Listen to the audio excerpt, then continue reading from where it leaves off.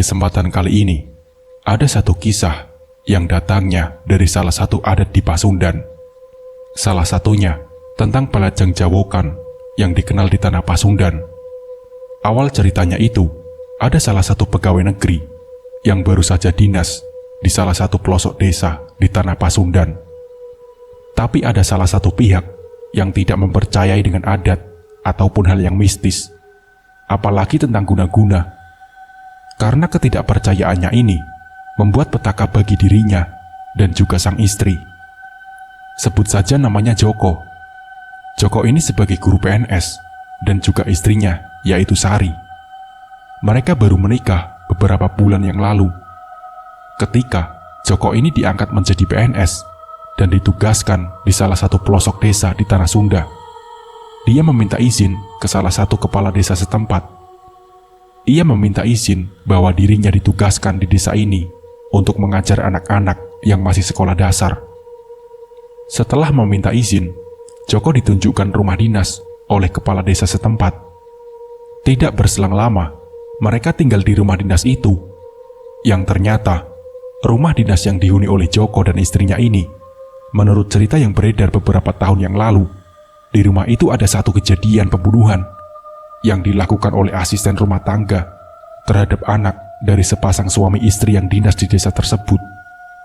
Pembunuhan itu terjadi ketika orang tuanya sibuk bekerja dan anak yang ditinggalkan itu rewel terus-menerus, yang membuat kesabaran asisten rumah tangga ini habis, sampai akhirnya membungkam mulut anak itu karena terlalu rewel sehingga tidak bisa bernafas dan berujung kematian.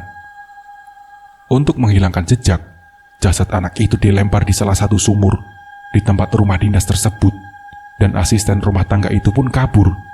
Tapi alhasil, kemanapun pembunuh itu kabur, akhirnya tertangkap juga. Dia mengakui kalau dirinya itu telah membunuh anak dari sepasang suami istri itu. Semenjak kejadian pembunuhan di rumah dinas itu tidak lagi dihuni, tapi ada beberapa kali orang yang datang dan tidak pernah bertahan lama sehingga di rumah tersebut. Hanya beberapa bulan saja, tapi yang paling kuat itu, ada salah satu guru yang singgah di rumah dinas itu cukup lama. Tapi pada akhirnya, guru tersebut pun pindah ke salah satu rumah yang ada di sebelah rumah kepala desa. Guru itu tidak menghuni rumah dinas yang secara akomodasi dari pemerintah yang sudah tidak mengeluarkan biaya, tapi guru itu lebih memilih mengontrak di pinggir rumah kepala desa. Semenjak saat itu, rumah dinas itu kosong, sampai akhirnya dihuni oleh Joko dan istrinya.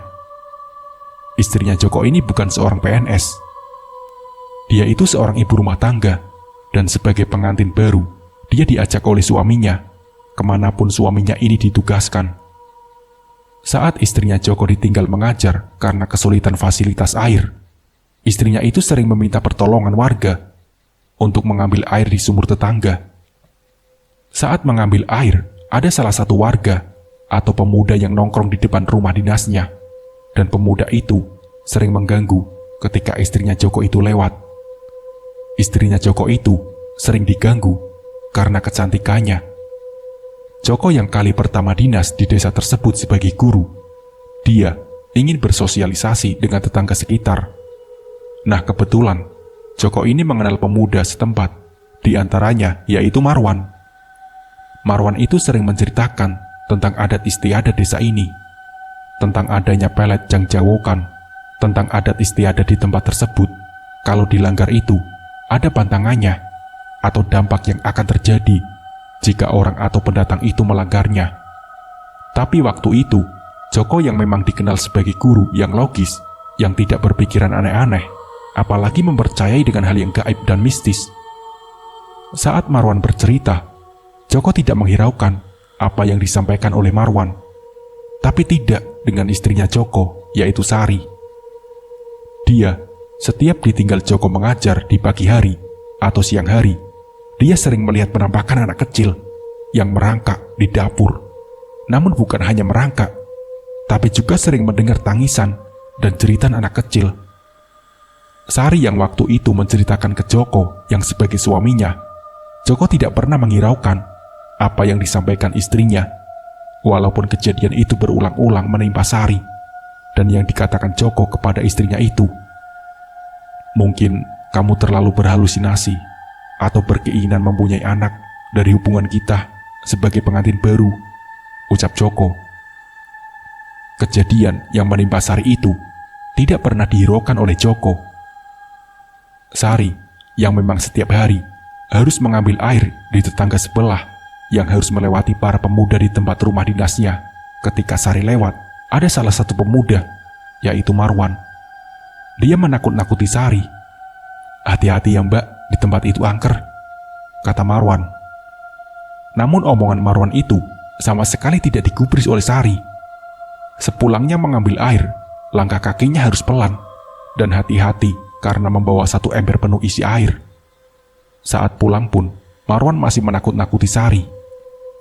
"Hati-hati, kalau di rumah itu ada anak kecil yang sering nongol dan ada tangisan juga," ucap Marwan lagi.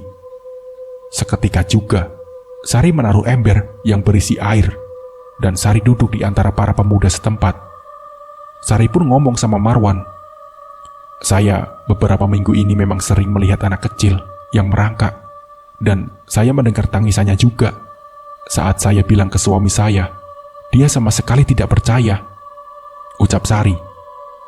Marwan yang dekat dengan suaminya Sari, "Ya udah Mbak, coba nanti saya tak bilang sama Mas Joko kalau rumah dinas ini memang angker," ucap Marwan kepada Sari.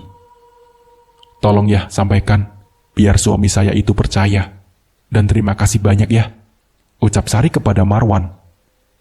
Singkat cerita, semenjak Sari ngobrol dengan Marwan, Marwan ini menghubungi Joko dan menyampaikan apa yang menjadi keluhan istrinya tentang penampakan dan juga suara-suara aneh yang sering keluar di rumah dinasnya. Tapi cerita itu sama sekali tidak digubris atau dihiraukan oleh Joko. Justru Joko malah menyalahkan Marwan. "Sampean itu jangan menakut-nakuti istriku. Istriku itu memang dalam posisi kepingin punya momongan. Sampean itu jangan nakut-nakutin," ucap Joko.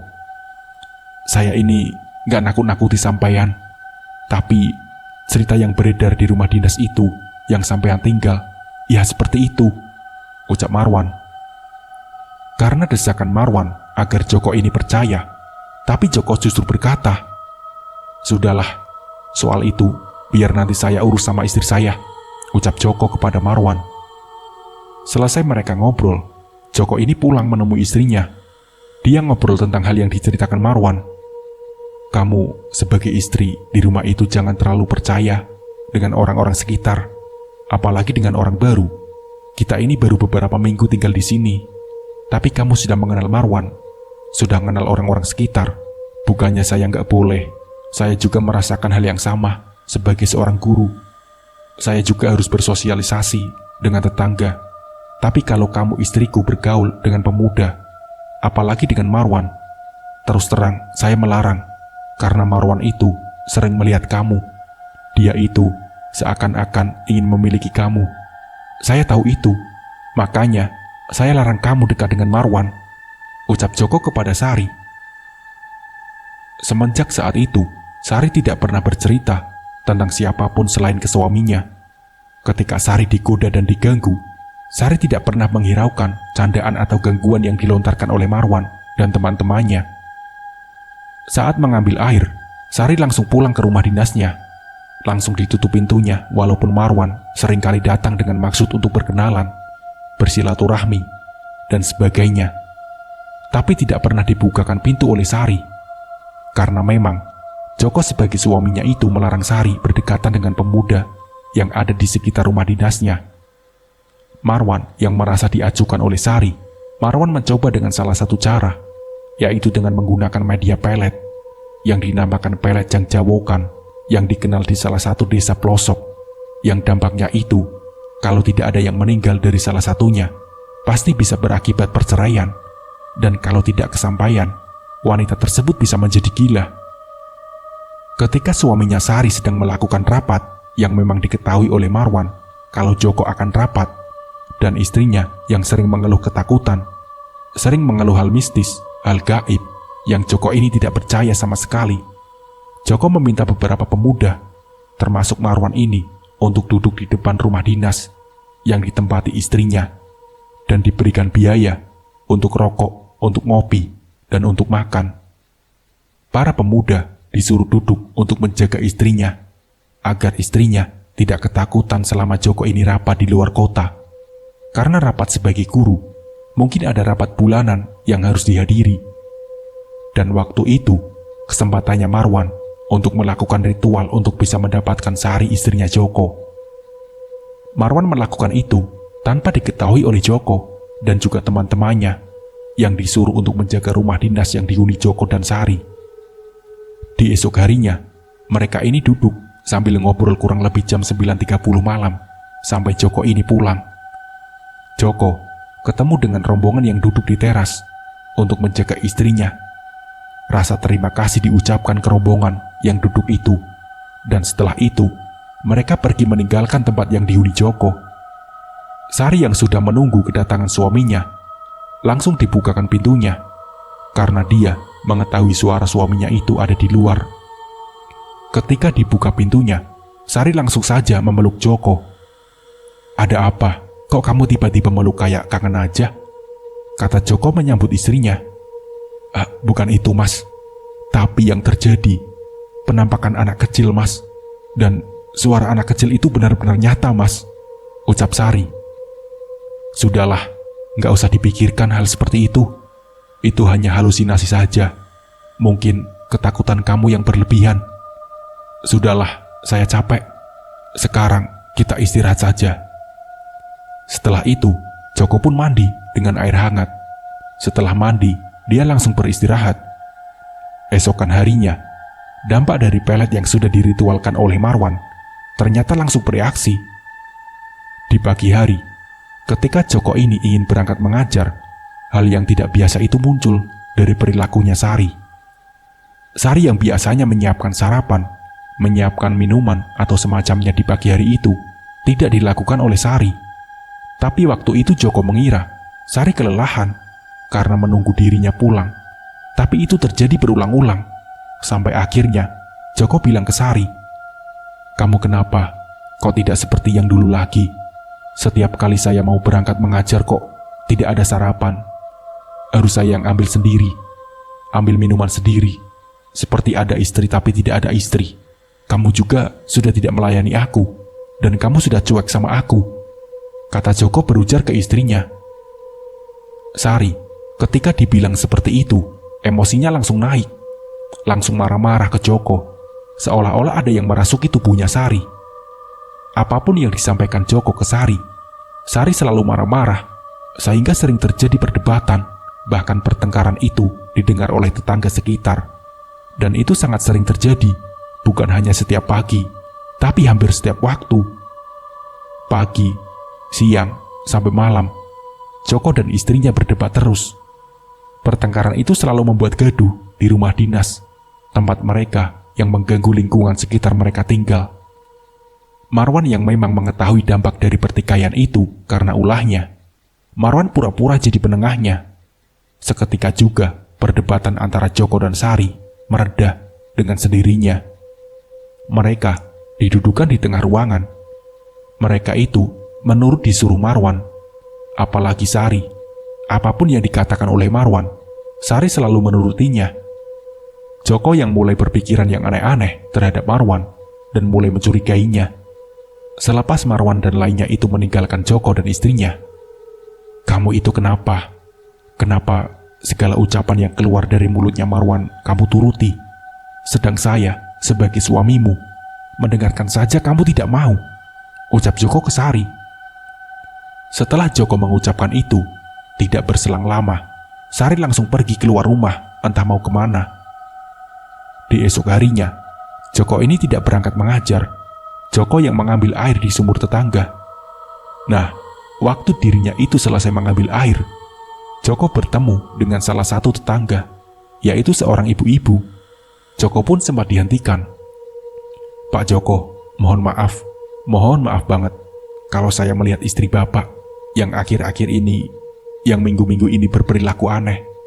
Dan bahkan saya sebagai tetangga sering mendengar perdebatan antara Bapak dan Ibu. Sekali lagi saya mohon maaf, Pak," kata ibu-ibu itu. Iya, kenapa Bu? Ngomong aja, kata Joko. Istri Bapak itu mungkin terkena salah satu pelet Pak, yang sangat berbahaya, yaitu pelet jang jawokan, yang bisa mengakibatkan orang yang terkena itu bisa menjadi gila. Dan tidak hanya itu Pak, tapi juga bisa mengakibatkan hubungan harmonis suami istri ini bisa berantakan, bisa mengakibatkan perceraian, dan juga bisa mengakibatkan salah satu itu meninggal. Sekali lagi, saya mohon maaf Pak, jika saya sudah lancang mencampuri urusan rumah tangga kalian, kata ibu-ibu itu lagi. Waktu itu, Joko yang sebagai seorang guru, dia mendengarkan baik-baik, karena tidak mungkin juga dia meninggalkan orang yang sedang mengobrol, orang yang sedang bercerita. Didengarkan baik-baik apa yang disampaikan ibu itu, tapi dibalik dia mendengarkan, sekali lagi, Joko ini adalah orang yang sama sekali tidak mempercayai hal gaib ataupun mistis. Terima kasih masukannya Bu. Nanti biar saya tangani istri saya. Saya pamit dulu ya Bu, ucap Joko.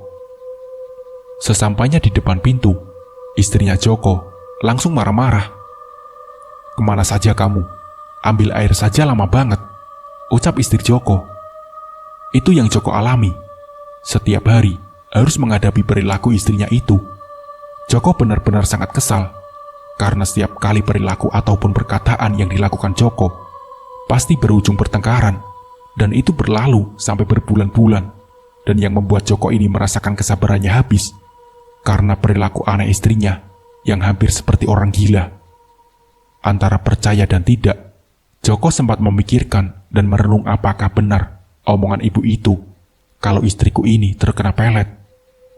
Karena keadaan istrinya yang semakin parah, dengan perilakunya yang aneh seperti orang gila, Joko meminta untuk pindah dari tempat dinas itu. Joko meminta untuk pulang lagi ke kota tempat dulu dia tinggal, karena melihat kondisi istrinya itu tidak memungkinkan untuk tinggal di rumah dinas itu lagi. Apalagi jika dia berangkat kerja, tidak mungkin meninggalkan istrinya dalam kondisi yang setengah gila itu. Setelah sampai di kota, Joko melihat kondisi istrinya yang semakin parah ini. Percaya dan tidaknya Joko akhirnya meminta bantuan ke salah satu praktisi, karena hasil dari dokter ketika dia pulang ke kota tidak ada hasil yang signifikan. Tidak ada perkembangan yang membuat istrinya itu bisa berubah secara perilaku, dan dokter mengatakan jika istrinya ini harus dirawat di rumah sakit jiwa. Joko yang tidak terima istrinya yang harus ditinggalkan atau ditempatkan di rombongan orang-orang gila karena keadaan yang mendesak, Joko memanggil seorang praktisi yang juga seorang ustadz. Setelah praktisi ini datang, diceritakan bagaimana kehidupan Joko dulu di salah satu tanah Sunda yang mendapati perilaku istrinya yang aneh. Joko menceritakan semua, dari awal sampai hampir 5 bulan, Joko dan istrinya ini tinggal di rumah dinas yang ada di pelosok desa. Hasil dari obrolan ini, Pak Ustadz memberikan saran atau masukan ke Joko. Mohon maaf Pak Joko, kalau di dalam tubuhnya istrinya Pak Joko itu ada beberapa sosok gaib, bukan satu, tapi sangat banyak Pak sosok gaib yang menghuni di tubuh istrinya sampean, ucap Pak Ustadz. Joko yang mendengar perkataan dari Pak Ustadz masih tidak percaya. Nggak mungkin seperti itu Pak, ucap Joko. Percaya dan tidaknya, dunia ini diciptakan ada 2 alam, dan kamu harus meyakini itu, antara alam nyata dan alam gaib, ucap Pak Ustadz ke Joko. Joko dinasehati seperti itu oleh Pak Ustadz. Dia akhirnya mulai percaya. Ya pokoknya, saya minta tolong sama Pak Ustadz, agar istri saya itu benar-benar bisa kembali normal, dan juga sehat seperti istri yang saya kenal sebelumnya Pak, ucap Joko. Akan saya bantu, kalau yang kuasa mengizinkan. Mungkin ini bisa sampai berbulan-bulan istrimu bisa sembuh, balas Pak Ustadz. Setiap hari, setiap waktu, Pak Ustadz datang ke tempat tinggalnya Joko. Lambat laun, perubahan kondisi kejiwaan istrinya Joko mulai membaik. Dalam proses penyembuhan ini, Joko juga sempat menanyakan, sebenarnya apa yang terjadi Pak? Dan apa yang membuat istriku seperti itu? Ucap Joko. Istrinya Pak Joko itu terkena salah satu ilmu hitam, Pak, atau ilmu berat yang sangat ampuh dan susah diobati. Dan ilmu hitam ini pelet jang jawokan. Dan ini pun butuh proses yang sangat lama. Tidak hanya 1 hari atau 2 hari, tapi butuh waktu berbulan-bulan untuk menyembuhkan kejiwaan dari pengaruh pelet jang jawokan. Ucap Pak Ustadz kepada Joko. Pokoknya saya minta tolong, Pak, sembuhkan istri saya, Pak, pinta Joko kepada Pak Ustadz. Waktu itu, hampir 2 bulan lamanya, Joko juga sempat menanyakan ke Pak Ustadz, sebenarnya ini ulah siapa, Pak? Tanya Joko. Dan dari hasil dari apa yang dilakukan praktisi itu, mengarah ke salah satu ciri-ciri yang Pak Ustadz ini tidak tahu namanya. Ciri-ciri tubuhnya disebutkan satu persatu. Joko mendengar apa yang disampaikan oleh praktisi ini. Dengan ciri-ciri tersebut, Joko mengarah ke salah satu orang, yaitu Marwan. Pak, kalau kiranya istriku sudah sembuh, bisa nggak apa yang sudah dilakukan orang tersebut dikembalikan ke orangnya? Tanya Joko ke Pak Ustadz. Ya, bisa-bisa saja, tapi kalau memang Tuhan mengendaki, balas Pak Ustadz. Joko yang berharap apa yang sudah ditanamkan, apa yang sudah dilakukan orang itu terhadap istrinya itu, semoga dia mengalami hal yang sama.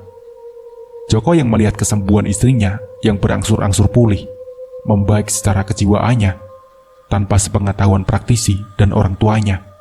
Joko ini kembali ke pelosok desa, tempat dulu dia mengajar. Joko ingin tahu siapa sebenarnya orang yang pernah melakukan hal sekeji itu terhadap istrinya. Joko menemui ibu-ibu yang dulu pernah sempat menceritakan dengan ciri-ciri yang dialami istrinya. Joko datang ke situ. Dia datang mencari tahu siapa orang yang sudah menggunakan ilmu pelet jang jawokan. Tidak jauh dari rumah dinasnya dulu, Joko bertemu dengan ibu-ibu tersebut. Ibu-ibu ini menceritakan kalau di antara para pemuda di sini yang sering nongkrong yang tidak jauh dari rumah ibunya tinggal, ada satu nama, yaitu Marwan, yang berperilaku sama seperti Sari dulu. Joko yang mendapatkan informasi tersebut, dia langsung mengunjungi Marwan, ingin mengetahui apakah benar yang Marwan lakukan. Yang Marwan alami itu sama seperti istrinya dulu. Tanpa sepengetahuan Marwan, Joko yang ada di dekatnya ini mendengar perkataan Marwan yang menyebutkan nama istrinya. Sari, Sari, di mana kamu? Ucap Marwan sembari membuang batu dan lari-lari di sekeliling rumahnya. Joko menyaksikan sendiri bagaimana Marwan seperti orang gila, seperti orang yang sedang kasmaran, yang berlebihan dengan memanggil-manggil nama istrinya. Semenjak saat itu, kondisi Marwan yang memang sudah gila dan juga menyebutkan nama istrinya. Dan dari hasil kesaksian Joko sendiri, akhirnya terjawab siapa yang sudah memelet istrinya itu.